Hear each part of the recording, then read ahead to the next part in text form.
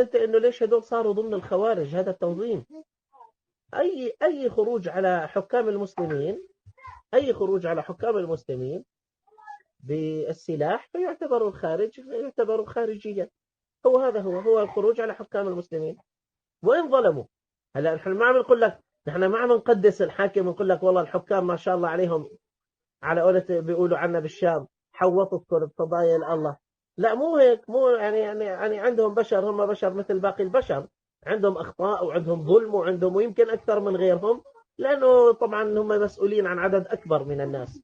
يعني واحد لما بيكون مسؤول عن نفسه يظلم نفسه، لما بيكون مسؤول عن عائلة بصير ممكن يظلم نفسه وأولاده وزوجته، لما بصير مسؤول عن عشيرة ممكن يظلم أفراد عشيرته، لما بصير مسؤول عن محافظة بيظلم محافظته. تمام. لما بصير مسؤول عن دولة يظلم بقى، شوف بقى ملايين من البشر. فنعم هم يعني ما قلنا عنهم معصومين ولا مقدسين، عندهم أخطاء وعندهم ظلم وعندهم طبيعي. طيب فكان ماذا نخرج عليهم؟ لا ما بيجوز. ممكن أهل الحل والعقد يعملوا على تغيير الحاكم، وهذا لهم ذلك من لمصلحة الأمة، ينظرون في مصلحة الأمة أهل الحل والعقد. أما عموم الناس تخرج على الحاكم لا، ما يصلح هذا الكلام. هذه صارت فتن بتسوي مصائب، بتسوي مشاكل، ولا بتغير ولا بتصلح، ترى ولا بتصلح، ما بتصلح حال الناس. بالعكس يزداد الظالم ظلما ويزداد المظلوم مسكين شقاء. فما بيسوي شيء يعني غير يهرقون دماء ويضيعون ويهلكون أموالا. ما بفيد شيء، ما بفيد شيء أبدا. ما في شيء اسمه له شروط يا مجد. ما في خروج على الحاكم مطلقا. الحاكم مسلم ما في خروج عليه مطلقا. ما في شيء اسمه خروج على حاكم مسلم، ما في بالإسلام شيء اسمه خروج على حاكم مسلم. قلنا فقط ممكن أهل الحل والعقد هم الهيئة، مثل ما بيقولوا اليوم، شلون اليوم بيقولوا لك البرلمانات وما البرلمانات لا يا رجل، بشار مش مسلم أصلا، احنا بنتكلم عن حاكم مسلم. شو بك يا مجد؟ ركز مجد، ركز معنا حبيبنا. فهمت علي يا يوسف؟ فشلون اليوم بيقولوا البرلمانات، مع انه طبعا هي غير مفعلة عمليا، غير مفعلة عمليا يعني. لكن في الإسلام فعلا في تفعيل عملي لدور أهل الحل والعقد في الدولة، أنه والله نعم في حالات معينة يجدون أن من المناسب وجود حاكم آخر، ممكن بالتفاهم، وبالتالي لا تحدث مشاكل، لأنهم هؤلاء يعرفون متى يصلون إلى مثل هذا الأمر بدون حدوث مشاكل. يعني بدون ما تصير مصيبة في الأمة، بدون ما يهلك الحرث والنسل، لا، بدون ما تسفك الدماء وتهلك الأموال وتستباح البلد لأعدائها. فهمت علي؟ أما خروج الناس لا، هذا بسبب مصايب. ولذلك هذه التنظيمات كلها تعد من الخوارج لخروجها على حكام المسلمين كلهم. هم ما خرجوا على حاكم واحد، هم خرجوا على حكم الحكام المسلمين. والأشد والأنكى في من يخرج على الأمة، مثل الدواعش اللي خرجوا على الأمة كلها، مو بس خرجوا على الحكام، خرجوا على الأمة كلها وقالوا كل الأمة كفار إلا هم بس. فهمت علي؟ يعني مو مسألة طلب حكم، لا، مسألة تكفير للأمة الإسلامية. يعني مو بس عم يتكلموا بالحكم انه والله هم بدهم حكم ليقيموا الإسلام على المسلمين الموجودين، لا هم أصلا مو معترفين أنهم مسلمين. هم مو معترفين أنهم مسلمين أصلا، يعني الشعب نفسه مو معترفين بإسلامه. فتخيل. الله يعافينا. فهؤلاء أساسا ليسوا من المسلمين، يعني اللي مثل الدواعش هؤلاء ليسوا من المسلمين أصلا. هؤلاء زنادقة كفرة مرتدون يستعملون الإسلام من أجل تحقيق مآرب معينة سياسية ودينية واقتصادية واجتماعية وإلى آخره. لمين تحقيقها؟ لمن؟ للكفار. يعني يحققوا للكفار، للذين يمسكون بطوقهم، لأنهم كلاب لهم، فلكي يحققوا لمن يمسك بطوقهم مآربهم من كل وجه. عرفت علي؟ الله يبارك فيك. فلذلك لازم نحن نكون واعيين بهذا الأمر، لا إفراط ولا تفريط. الذين يقدسون الحاكم ويصححون له جميع تصرفاته أو يجعلون جميع تصرفاته مغفورة ومسموحة وأنه مهما فعل ومهما سوى حتى ولو أعلن حتى لو عمل، هذول ناس بلا شك ضالين ضايعين منافقين بلا شك. يعني عرفت علي؟ بلا شك. واللي بالمقابل يريدون الخروج عليهم كمان هذول ناس ضالين منحرفين على قدر بقى خروجهم وعلى قدر انحرافهم. أما الصواب والذي عليه أهل السنة والجماعة أنك تحاول تبتعد عن الحكام قدر الإمكان حتى لا تحتاج إلى ممالأتهم على شيء من الظلم أو الباطل الذي يفعلونه، حتى لا تحتاج إلى ذلك. يعني خلاص الله يكفينا شر وحلوا عنا بس. عرفت علي؟ طيب حتقول لي هو مسؤوليته عند ربه، يصطفل، هو تحمل مسؤولية عند ربه. أيوة بس الله يكفينا شرهم وما بدنا شيء وحلوا عنا.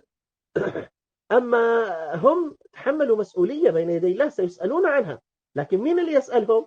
الله سبحانه وتعالى، مو أنا وإنت. يعني مو نحن العوام بدي أقعد ولا أنا أعمل شاطر ولا لا أحسن أسألهم ولا أحسن أسوي شيء.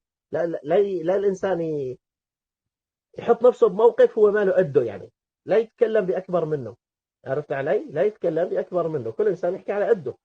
أنت يشوف والله مين أنت اللي مسؤول عنهم، لا تظلمهم، وإلا بتصير مثلك مثله. أنت بتصير مثلك مثل الحاكم الظالم اللي أنت تنتقده إذا أنت الناس اللي مسؤول عنهم ظلمتهم. لذلك عليك أن النبي عليه الصلاة والسلام ماذا قال؟ ابدأ بنفسك وبمن تعول. ابدأ بنفسك وبمن تعول، عليك بنفسك وبمن تعول يا أخي. شوف أنت مين اللي أنت مسؤول عنهم. أنا مسؤول عن نفسي، عن زوجتي، عن أولادي، صبياني، بناتي. عرفت علي شلون؟ أقوم بما أوجب الله علي في حقه. تمام. لو كان حاكم نصراني لكن ليس ظالم مسلم، نصراني ما بيقول مسيحي، في الإسلام اسمه نصراني، طيب، لكن ليس ظالم للمسلمين. أولا كونه نصراني معناته هذا لا يسمى، لا يدخل في كلامنا أبدا، لأنه كلامنا دائما عن الحاكم المسلم. أما غير المسلم فأصلا لا يعتد بحكمه. غير المسلم لا يعتد بحكمه، ليس له حكم. قال الله تعالى: ولن يجعل الله للكافرين على المؤمنين سبيلا. الكافر لا يعد حاكما للمسلم ولا سلطان له عليه. الكافر ليس حاكما للمسلم ولا سلطان له عليه بأي شكل من الأشكال. بأي شكل من الأشكال. عرفت علي؟ سلطانه على نفسه، حاكم على اللي مثله. حتقول لي طيب وماذا إذا حكم أو كنا نحن مثلا في بلادهم أو حكمونا في بلادنا؟ أقول لك والله حينئذ تفعل ما يليق بالمصلحة، مصلحة الأمة، مصلحة الدين. فهذا اتباع للمصلحة وليس اعترافا بحكمه.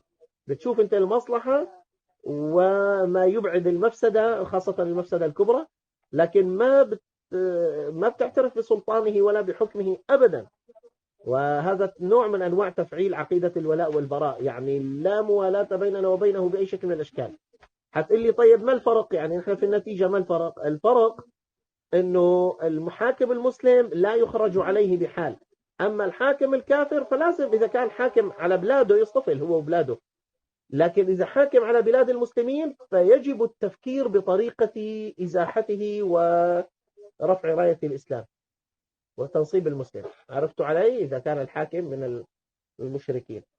بس مو أنت تكفر المسلم، انتبه، يعني نحن بنتكلم عن الكافر مثل ما تقول النصراني اليهودي، أما مو المسلم اللي أنت بتكفره. فرق. والله حاكم كافر، حاكم يهودي، حاكم نصراني، حاكم ابن متعة، تمام، هذول كلهم الله لا يؤمن، يعني لازم ينقلعوا بأي شكل من الأشكال من بلاد المسلمين. أهم شيء ابن المتعة. طيب حياكم الله جميعا، حياكم الله، حياكم الله. أه...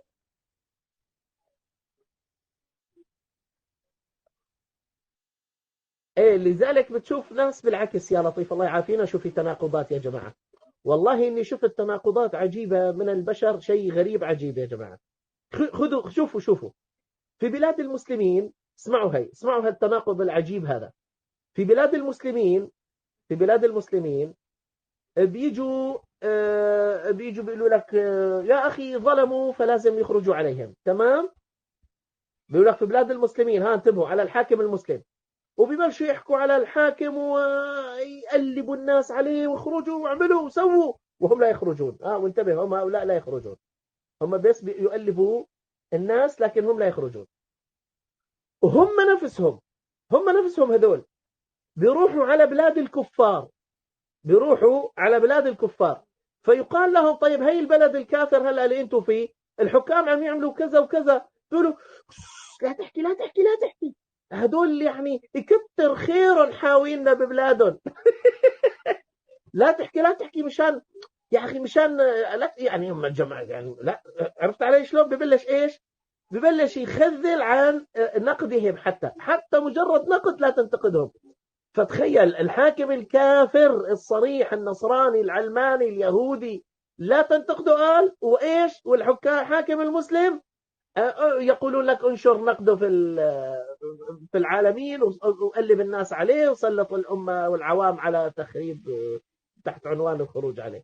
شوف التناقضات العجيبه الغريبه، والامر المفروض يكون بالعكس طبعا.